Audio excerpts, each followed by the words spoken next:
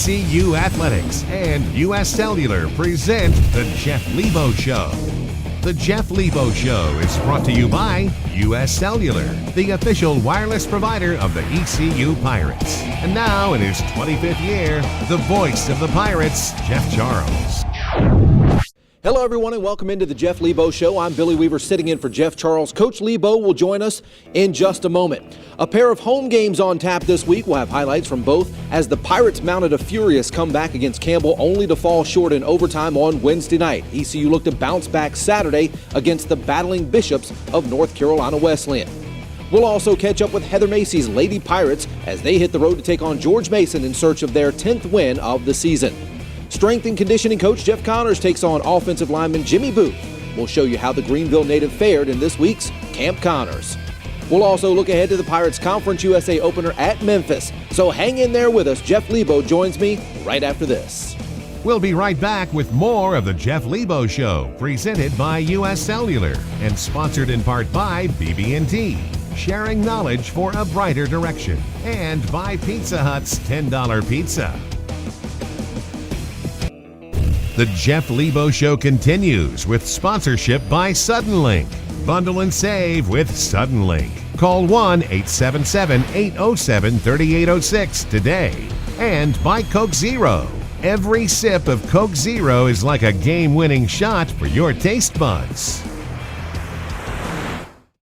Jeff Charles, the voice, worked with you for 15 years. Looking forward to having you back. Vanita and my family are hoping you and Debbie the best. Get well. We need you back here at East Carolina.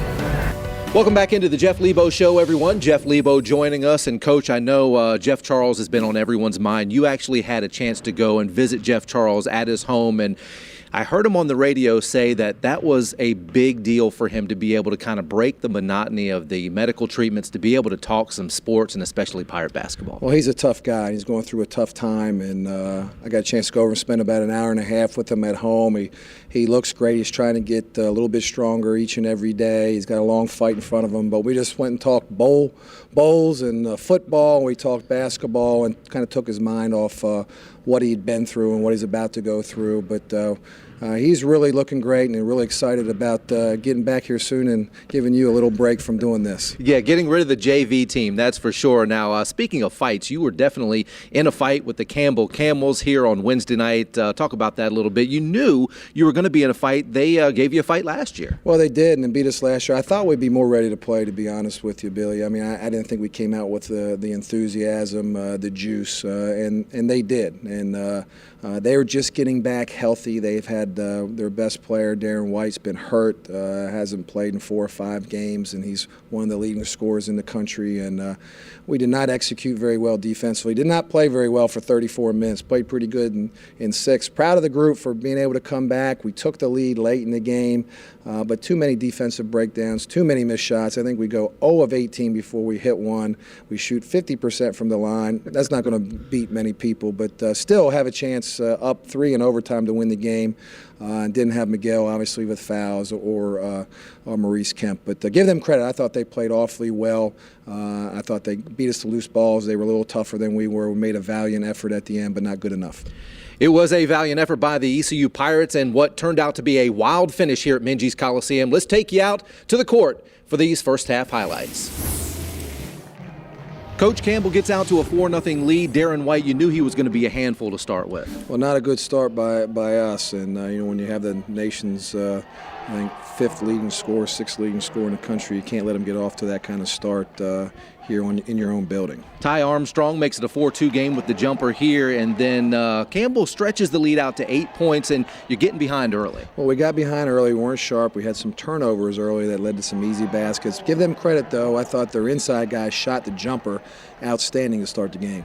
They jump out to a 14-4 lead, but here Maurice Kemp gets the dunk here to cut it to 14-6, and you look like you're starting to get some momentum. Well, we started to get some opportunities in transition, and Kemp got a few there in transition for us to kind of get us back into the basketball game. Second half of the first half didn't turn out too great. You started missing some three-pointers here. This is a miss by Akeem Richmond, and then a three-point play, though, by Shamar Bowden to cut this to 22-19. Yeah, we just offensively, we didn't miss some shot. We missed a lot of threes. We start 0 of 10 in the first half, and I think we were 0 of 18, really, to start the game from three. It's amazing shooting that poorly that we were actually in the game. You hadn't taken the lead all first half, and here's Robert Sampson to cut it to 1.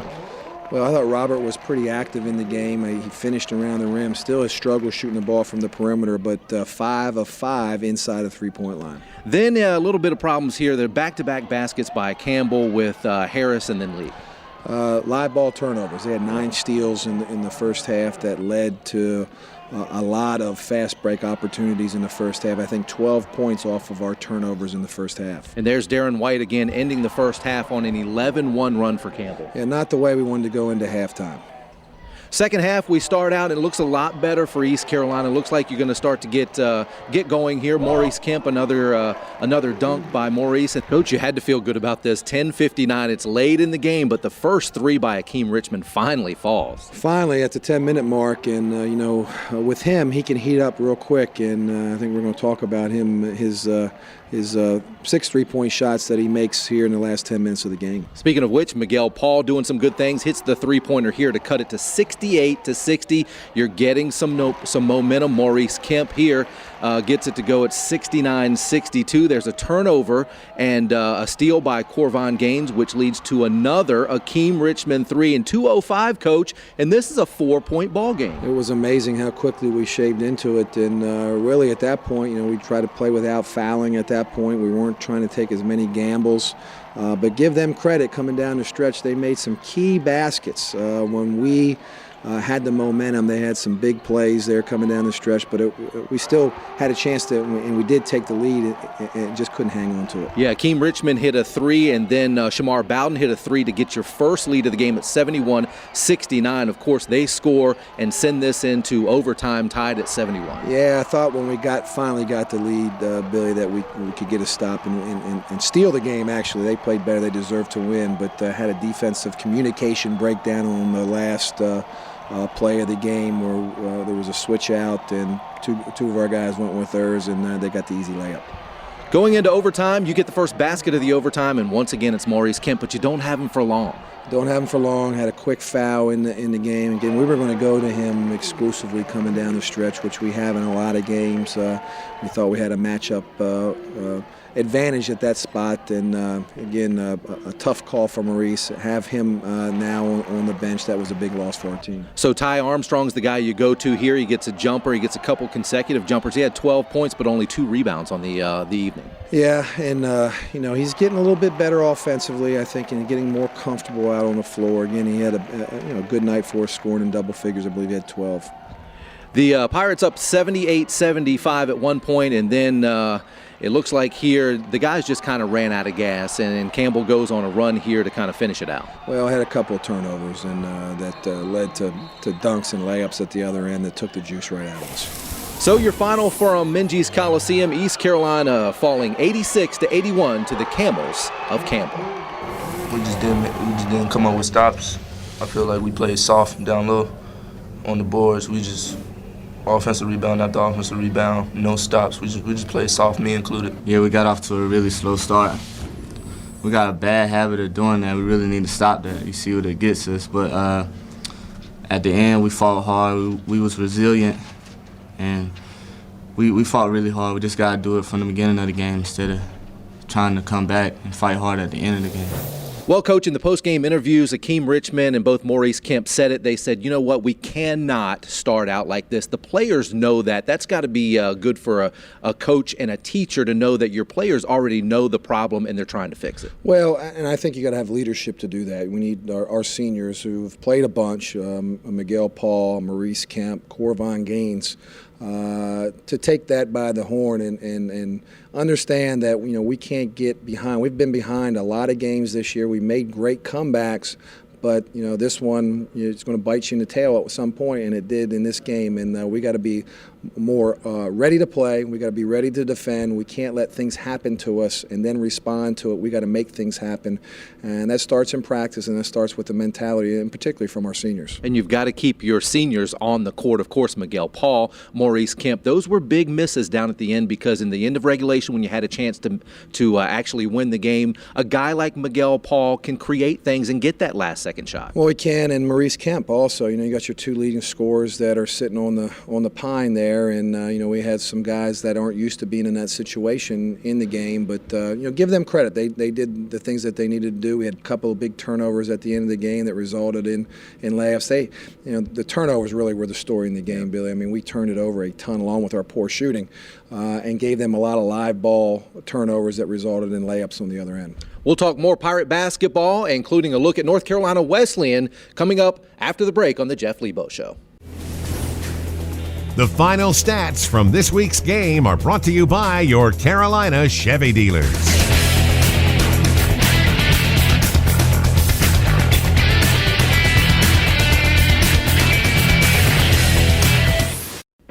All of us here at the Jeff Lebo Show would like to wish Jeff Charles, voice of the Pirates, a very speedy recovery. We have reached out through social media to find out what the Pirate Nation has to say to Jeff Charles, voice of the Pirates.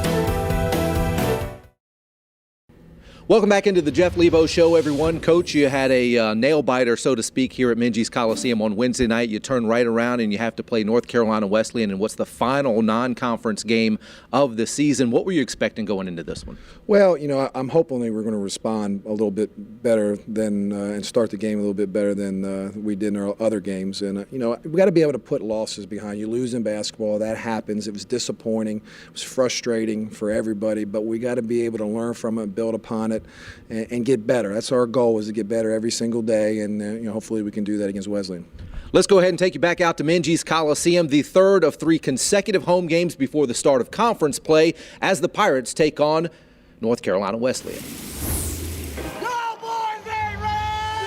The Pirates were ready to take on that pesky bunch from North Carolina Wesleyan. The game plan early, it was simple. Get the ball inside to the big fella, Ty Armstrong. The Pirates jumping out to an early 5-point lead on 5 of 5 shooting from Armstrong.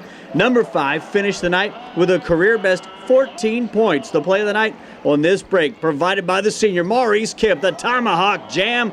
It sparked the Pirates to an 11-point halftime lead. Kemp finished with 19 points and 10 rebounds. Shamar Bowden hit 3 triples for his 9 points on the evening. The Pirates rolled to the 91-60 win. Coach Lebo impressed with the play of his center. He scores the ball when he gets it in there. He scores it consistently in practice there. I thought he didn't foul in this game because he was able to stay on the court.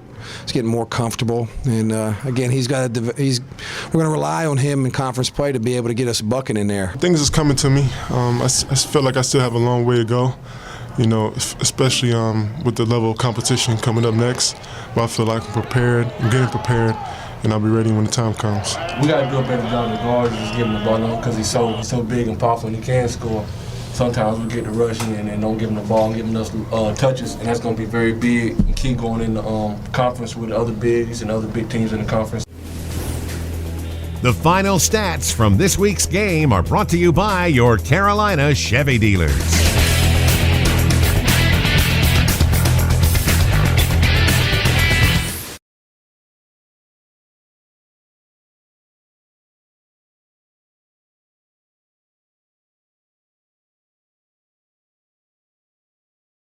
Remember, Pirate fans, you can be a part of the Jeff Lebo Show. It's Ask Coach Lebo, powered by U.S. Cellular. Text the word coach to 94597. You'll be asked to submit your question to Coach Lebo. He'll pick one to answer each week. Here now is Coach Lebo. This week's text question is from Bobby. He wanted to know if there's any such thing as a good loss, and can you learn a lot from a loss. I don't believe there's anything good about a loss other than learning from the film, learning what you can to get better from the mistakes that you made in those games. But I don't think there's anything to a moral victory. We want to play well. We want to win basketball games, but you can learn a lot from a loss.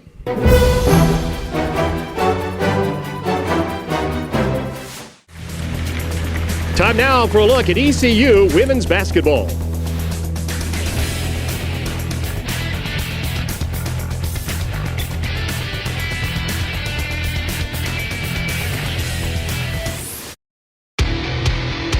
Five, 4, 3, 2, 1.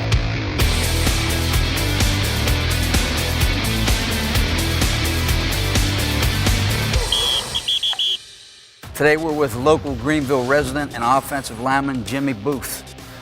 Jimmy today is going to show us a few new exercises which help us to fire the glutes. All right, Jimmy, the first thing we're going to do today is we're going to anchor our shoulders into the bench. We're going to be pushing through the heels. We're going to draw in right here. We want to take that arch out of the lower back and try to elevate those hips as high as possible and fire those glutes. Okay, let's try this hip thrust. Ready? Go. Okay, good. A little bit higher. Okay, a little bit higher at the top.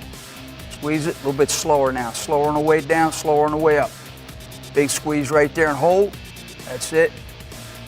Now one more rep.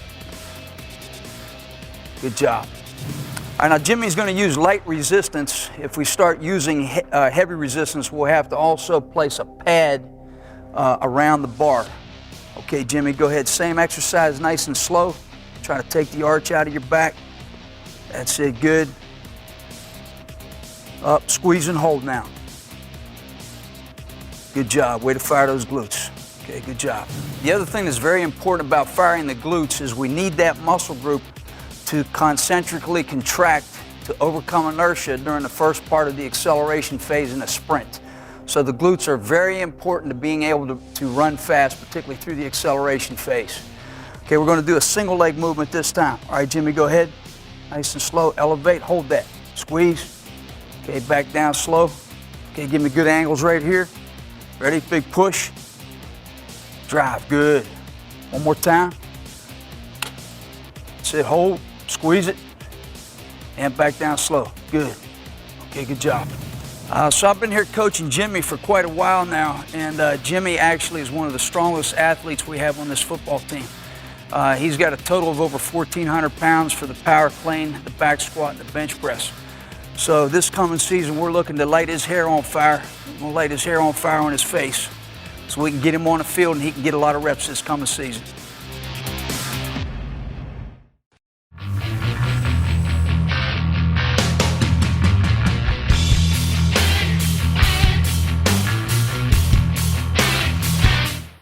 This week's Look Ahead is brought to you by the Eye Care Center. Eye doctors focused on you and the official eye care provider of the Pirates. Welcome back into the Jeff Lebo Show, everyone. Coach, you had 2 non-conference games this past week. To close out the non-conference schedule, now is when it gets real fun. You go down to Memphis, and of course, they make the schedules. It seems like you always get Memphis, the toughest one, right out of the gate. Well, it is. So we got both Memphis games in the month of January. So very difficult schedule. On the road to start there, and one of the toughest environments to play in college basketball. And then you got UCF back here, so you got another midweek game and a Saturday game. Much like a mirror image of basically this past week. Well, and a good Central Florida team, Keith Clanton, a terrific player, one of the top players, one of the top inside-outside players in all the country, a senior at Central Florida. We've had problems defending him in the past. And finally, Coach, you don't have to say it. You look at the schedule, 16 consecutive Conference USA games. This is when you get into the meat of the schedule. This is when the guys really have to have everything all together. And, it's a grinding part of the season. We play 10 games, really, in a month, and we don't have our off weeks. We have both of those off weeks in February, so a really tough grind for us. We've got to be physically in shape, we got to be mentally in shape, and we got to get better every single day. And we got to be able to play a little bit better at home and on the road. And obviously, we got to get our seniors playing at a high level. Well, Coach, thanks for joining us, and we'll see you again next week. Thanks, Billy. That's Jeff Lebo, head coach of the ECU Pirates. We'll see you next week right here on the Jeff Lebo Show. The Jeff Lebo Show has been presented by U.S. Cellular. Hello, Better. This is an exclusive presentation of IMG, America's home for college sports.